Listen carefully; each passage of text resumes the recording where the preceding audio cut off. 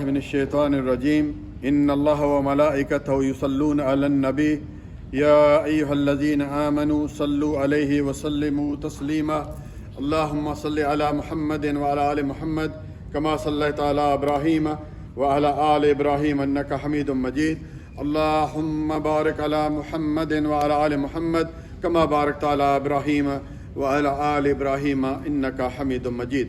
ہر قسم کی تعریف، حمد و ثنا، کبریائی اور بڑھائی اللہ ہی کے لیے لائق و زیبا ہو، جو اس کائنات کا اکیلا مالک ہے، اس کا کوئی شریک نہیں، اس کا کوئی ساجی نہیں، اس کا کوئی برابری کرنے والا نہیں۔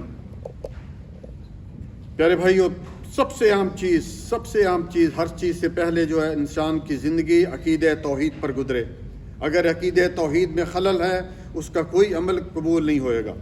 یاد رکھیں، حج سے پہلے میں عموماً یہ کہتا ہوں، جتنے میں دنیا میں اعمال ہیں ان سے پہلے اپنے عقیدہ توحید کو ہمیشہ ٹٹولتے رہے۔ سب سے اللہ سبحانہ و تعالیٰ کو سب سے جو عبادت پسند ہے دنیا میں وہ توحید ہے، اور توحید کا جو ہے وہ یعنی کہ مختصر مطلب کیا ہے کہ اللہ تعالیٰ کی ہی عبادت کی جائے، اس کے ساتھ کسی کو شریک نہ ٹھہرایا جائے۔ اور گناہوں میں سب سے بڑا گناہ جو ناقابل معافی گناہ ہے، اگر اس نے معافی نہیں مانگی دنیا میں تو وہ ہے شرک، جو اللہ تعالیٰ کو سب سے زیادہ ناپسند ہے۔ اس لیے اللہ تعالیٰ نے سورۃ نساء آیت نمبر 48 اور 116 یہ ضرور پڑھیے گا آپ، 2 آیتیں ہیں قرآن کریم میں۔ اللہ تعالیٰ نے یہ فیصلہ کر دیا، ان اللہ لا یغفر ان یشرک بہ ویغفر ما دون ذلک لمن یشاء، کہ میں شرک کرنے والے کو کبھی معاف نہیں کروں گا، کبھی معاف نہیں۔ یہاں پہ حرف تاکید ہے، ان اللہ لا یغفر، میں نہیں معاف کروں گا، اس کے علاوہ جتنے گناہ ہوں گے میں چاہوں گا معاف کر دوں۔ اس لیے پیارے بھائیو، یہ سب سے اہم مسئلہ ہے، اور یہی مسئلہ بتانے کے لیے جتنے بھی انبیاء دنیا میں تشریف لائے، آدم علیہ السلام سے لے کر رسول اللہ صلی اللہ علیہ وسلم تک، یہی بات عقیدہ توحید کی بات کرتے رہے۔ اس لیے ہمیشہ اپنے آپ کو دیکھتے رہیے، کہیں ہمارے اندر جو ہے وہ شرک تو داخل نہیں ہوگا۔ اور میں نے پہلے بھی شاید آپ کو بتایا ہوگا کہ نبی صلی اللہ علیہ وسلم نے فرمایا کہ شرک انسان کے اندر اس طرح داخل ہو جاتا ہے جس طرح چونٹی ہے نا، چونٹی کی آواز کبھی آپ نے سنی ہے؟ نہیں آتی نا آواز، اسی طرح انسان کے داخل ہو جاتا ہے، اس کو پتہ بھی نہیں چلتا۔ اس لیے انسان کو چاہیے کہ وہ توبہ استغفار کرتا رہے۔ اسی طرح پیارے بھائیو، آج خطیب صاحب نے جو بتایا کہ اس جنت کے لیے جو ہے انسان وسارعوا الی مغفرۃ، اس کے لیے انسان کوشش کرتا رہے، اور یہی انسان کی اصل کامیابی ہے۔ پیارے بھائیو، اللہ تعالیٰ نے قرآن کریم میں کیا فرمایا؟ فمن زحزح عن النار وادخل الجنۃ فقد فاز، جو جہنم سے آگ سے بچ گیا اور جنت میں داخل ہو گیا، یہ اس اصل کامیابی ہے۔ اور دیکھیے، ہم سب اسی لیے کوشش کر رہے ہیں کہ اللہ تعالیٰ ہمارے گناہوں کو معاف کر دے اور ہمیں جنت میں داخل کر دے، لیکن اس کے لیے کوشش کرنی ہے، سعی کرنی ہے۔ دیکھیں نا، اماں ہاجرہ نے کوشش کی تھی، اس لیے آج ہم جب اس کے لیے عمرے کے لیے حج کے لیے جاتے ہیں تو کیا کرتے ہیں؟ طواف کے بعد سعی کرتے ہیں۔ سعی کا مطلب کوشش ہے، کہ انہوں نے کوشش کی، بیٹھ نہیں گئی کہ جی خود بخود پانی آ جائے گا، ہاں اسماعیل علیہ السلام کو کوئی پلا لے گا پانی، نہیں، انہوں نے کوشش کی اور صفا اور مروہ پر دوڑتی رہیں، اور آخر اللہ سبحانہ و تعالیٰ نے جو ہے وہ پانی کا بندوبست کر دیا۔ اس لیے ہمیں کوشش کرنی ہے، جنت کے لیے کوشش کرنی ہے، اس لیے ہمیں جہنم سے بچنے کے لیے کوشش کرنی ہے، اس لیے ہمیں قبر کے عذاب سے بچنے کے لیے جو ہے وہ کوشش کرنی ہے۔ اسی طرح انہوں نے ایک حدیث پیش کی کہ نبی صلی اللہ علیہ وسلم کے پاس ایک شخص آیا، اس نے کہا کہ مجھے کوئی نصیحت کیجیے، تو آپ صلی اللہ علیہ وسلم نے کہا کہ غصہ مت کرو۔ پھر اس نے کہا کہ اور کوئی اور نصیحت، 3 دفعہ اس نے کہا، اور آپ صلی اللہ علیہ وسلم تینوں دفعہ یہی کہا کہ غصہ مت کرو۔ پیارے بھائی، یاد رکھیے، غصہ کی وجہ سے یہ بڑا خطرناک گناہ ہے۔ غصے کی وجہ سے انسان قتل کر دیتا ہے۔ دیکھیے آپ، دو بھائی جو ہے پاکستان میں اہل حدیث مسجد کے سامنے تھوڑی سی بات ہوئی، غیر اللہ کا ان کی بات جو ہوئی، وہ حق پہ تھے، اللہ تعالیٰ ان کی مغفرت بنائے، اور انہوں نے جناب علی ان کو گولیوں سے جو ہے وہ چھلنی کر دیا اور موت کے گھاٹ اتار دیا۔ ہم دعا کرتے ہیں اللہ تعالیٰ ان کی شہادت کو قبول و منظور فرمائے۔ کتنی افسوس کی بات ہے، یہ غصہ ہوتا ہے کہ انسان تھوڑی سی بات پر جو ہے طلاق طلاق طلاق کہہ دیتا ہے۔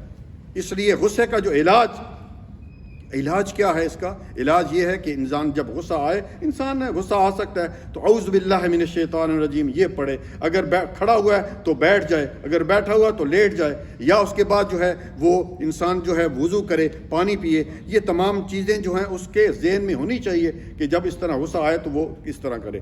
اس طرح پیارے بھائیوں، انہوں نے کہا کہ آدم کا ہر بیٹا خطا کار، کل ابن آدم خطاء وخیر الخطائین التوابون، آدم کا ہر بیٹا خطا کار ہے، اور بہترین خطا کار کون ہے، بہترین غلطی کرنے والا کون ہے؟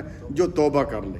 تو توبہ کے لیے انسان یہ نہ دیکھے کہ جمعہ آئے گا میں جو جمعے کے لیے جاؤں گا تو توبہ کروں گا، یہ نہیں دیکھے کہ میں رمضان آئے گا تو رمضان کے اس وقت توبہ کروں گا، یہ نہیں دیکھنا کہ میں کئی جگہ میں نے دو دفعہ سوال کیا کسی یونیورسٹی میں یا کالج میں، تو لڑکے کہنے لگے انکل ہم جب شادی کریں گے پھر توبہ کریں۔ بھئی شادی سے پہلے کیا پتہ ہے، موت کا کوئی پتہ ہے؟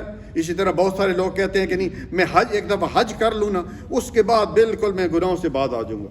تو کس نے دیکھا ہے بھائی آپ حج تک جو ہے زندہ رہیں گے؟ تو توبہ استغفار انسان کرتا رہے۔ توبہ کا مطلب کیا ہے؟ توبہ کا مطلب ہے کہ اللہ تعالیٰ کی طرف رجوع کرنا۔ توبہ اور استغفار یہ دونوں ملزوم ہیں، دونوں ساتھ ساتھ ہیں۔ اور استغفار کا مطلب کیا ہے کہ اپنے گناہوں کی معافی مانگنا، اللہ تعالیٰ کی طرف رجوع ہو گیا اور اس کے بعد اللہ تعالیٰ سے گناہوں کی معافی مانگنا، یہ ہے۔ اسی طرح پیارے بھائیوں، توبہ کا جو ہے ایک فائدہ، بہت عظیم فائدہ ہے، وہ یہ ہے سورۃ فرقان اور اس کی آیت نمبر 70 کہ الا من تاب وآمن وعمل عملا صالحا فاولئک یبدل اللہ سیئاتہم حسنات۔ یہ قرآن کی آیت ہمیشہ یاد رکھیں، بڑی پیاری آیت ہے کہ 3 کام تم کر لو تو اللہ تعالیٰ تمہارے گناہوں کو، اللہ اکبر کتنی اللہ تعالیٰ کی رحمت برس رہی ہے، اللہ تعالیٰ تمہارے گناہوں کو، ہمارے گناہوں کو جو ہے وہ صرف معاف نہیں کرے گا بلکہ ان کو convert into a good deed, ان کو جو ہے وہ نیکیاں بنا دے۔ کیا کرنا ہے؟ سچی توبہ پہلے کرنی ہے، اس کے بعد ایمان لانا ہے، وہی یہاں پہ توحید آ گئی دوبارہ، اور اس کے بعد جو ہے وہ عمل صالح شروع کر لینا ہے۔ صرف یہ نہیں کہ توحید ہے اور نماز نہیں پڑھ رہا ہے، نہیں یہ نہیں ہے بھائی، اس لیے توحید کے ساتھ عمل صالح بھی ضروری ہے۔ تو 3 کام یہ کرنے کے بعد اللہ سبحانہ و تعالیٰ کا یہ وعدہ ہے کہ ہم ان کے گناہوں کو کیا کریں گے؟ نیکیوں کے ساتھ جو ہے وہ تبدیل کر دیں گے۔ اسی طرح پیارے بھائیوں، اللہ تعالیٰ سے توبہ کرنے والوں کو پسند کرتا ہے۔ سورۃ بقرہ کی آیت نمبر 222 میں کیا فرمایا؟ ان اللہ یحب التوابین ویحب المتطہرین، کہ تم جو ہے اللہ سبحانہ تعالیٰ توبہ کرنے والوں اور صاف ستھرے رہنے والوں کو جو ہے وہ پسند کرتا ہے۔ تو یہی چند باتیں تھیں۔ اللہ تعالیٰ سے دعا ہے کہ اللہ تعالیٰ ہمیں نیک عمل کرنے کی توفیق عطا فرمائے۔ ربنا آتنا فی الدنیا حسنہ وفی الآخرۃ حسنۃ وقنا عذاب النار۔ اللہم اغفر للمؤمنین والمؤمنات والمسلمین والمسلمات الاحیاء منہم والاموات۔ ایک سوال ہے، کسی نے سوال کیا ہے کہ جمعے والے دن اگر آئیں تو کتنی رکعتیں پڑھیں، کیا کریں؟ پیارے بھائیوں، جمعے والے دن ہو یا کوئی بھی دن ہو، یاد رکھیں جب بھی آپ مسجد میں آئیں تو 2 رکعت پڑھے بغیر نہ بیٹھیں۔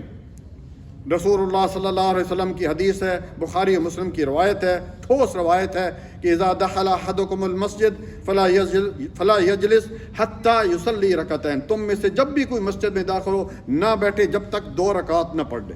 یہ عام بھی حکم ہے، کسی وقت بھی ہے، عصر کے بعد بھی ہے، حالانکہ عصر سے لے کر اور مغرب تک، مغرب کی اذان تک، اور اسی طرح فجر کی نماز سے لے کر سورج طلوع تک کوئی خاص نفل نہیں ہے۔ کوئی آدمی کہے کہ میں کوئی نفل پڑھوں گا، نبی صلی اللہ علیہ وسلم نے منع کیا۔ لیکن یاد رکھیں جو سبب والی چیز ہوتی ہے، سبب والے نوافل وہ ہوتے ہیں، جس طرح کہ آپ نے ابھی عرفہ کا روزہ رکھا، بہت سارے لوگوں نے پوچھا کہ جی ہم جمعہ کا روزہ یہ آ رہا ہے تو جمعہ والے دن تو منع کیا گیا کہ جمعہ والے دن روزہ نہ رکھیں۔ بالکل صحیح ہے، نبی صلی اللہ علیہ وسلم نے فرمایا خاص کوئی شخص کہتا ہے کہ میں جمعے والے دن روزہ رکھوں گا کہ عید کا دن ہے، نبی صلی اللہ علیہ وسلم نے منع کیا، لیکن یہ سبب والا روزہ ہے کہ اسی دن عرفہ کا روزہ آیا ہے تو یہ رکھ سکتے ہیں۔